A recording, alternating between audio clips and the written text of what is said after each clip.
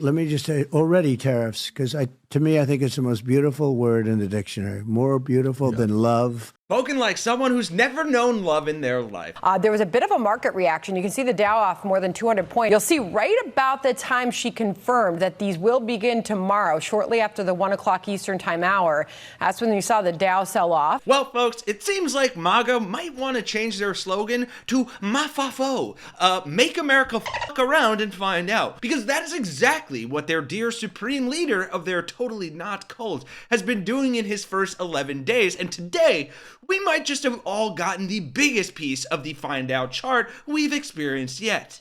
Well, they have still got 10 hours to try to avoid tariffs before they snap into place at 12:01 a.m. You see, one of Trump's biggest campaign promises, his campaign carrots he dangled in front of his voters that they flocked to and sucked down like rats to rat poison, was that he would fix the economy, fix inflation, and single-handedly bring the spiraling costs of living under control, like only one dementia-ridden tax-evading business guru whose business ventures all failed until he conned his way into the keys of the kingdom could deliver. A real art-of-the-deal underdog story, if you will. Starting on day one of my new administration, we will end inflation and we will make America affordable again because the prices are too high. The prices are too high.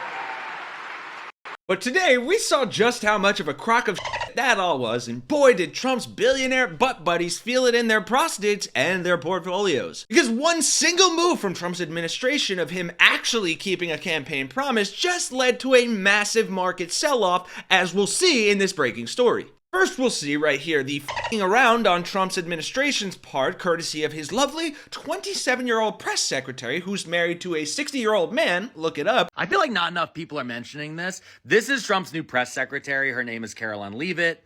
She made a big splash yesterday because she lied about a bunch of stuff, but she's 27 years old. Her husband is 60. When she was born, her husband was 33 years old.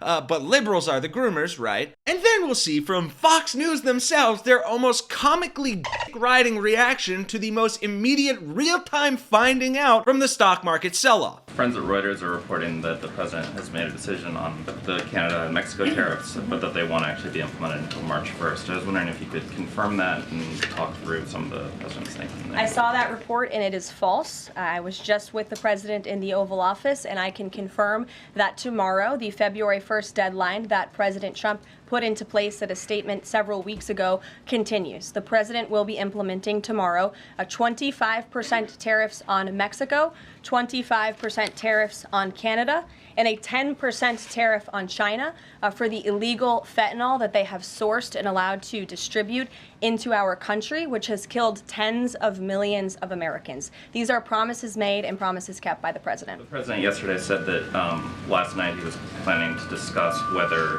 an exemption would be made on oil imports. Do you have any information on what decision he made there, or will there be exemptions at all offered under this? I don't have an update or readout for you on the exemptions, but those tariffs will be for public consumption in about 24 hours tomorrow, so you can read them then. And right after that, Fox News reported the market's reaction to these tariffs, which maybe now Republicans will actually listen to. Because God knows they put their faith in the free market so much more than they do economists or experts. Case in point, the faux news dunces reporting on the sell-off. Said promises made, promises kept.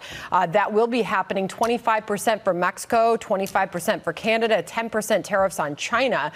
There was a bit of a market reaction. You can see the Dow off more than 200 points. If you pop up the big board, John, you'll see right about the time she confirmed that these will begin tomorrow, shortly after the 1 o'clock Eastern time hour. That's when you saw the Dow sell off. Well, they have still got 10 hours to try to avoid tariffs before they snap into place at 12:01 a.m. So I wouldn't be surprised if the president hears from Canada and hears from Mexico and maybe even gets a call from his friend Xi Jinping. Don't know. Right, it's not like people's livelihoods are at stake. This is just comical strongman diplomacy. I mean, come on, it's not like his administration is pulling out other alarmingly antiquated policies from the mid-1900s. I don't give two shits that families are being separated if somebody's getting deported. I actually find it hilarious. It gives me a great deal of comfort. I have no sympathy that your child might grow up without a father because he got sent back to Mexico or whatever. I mean, y'all are welcome to go with him. Don't forget that's an option. That's a choice that you're making, right? I'm actually laughing at you, that you're sitting there crying for attention. Okay. I find you guys to be subhumans. But truly, folks, if you are affected by this, I mean, my heart goes out to you. Thank you.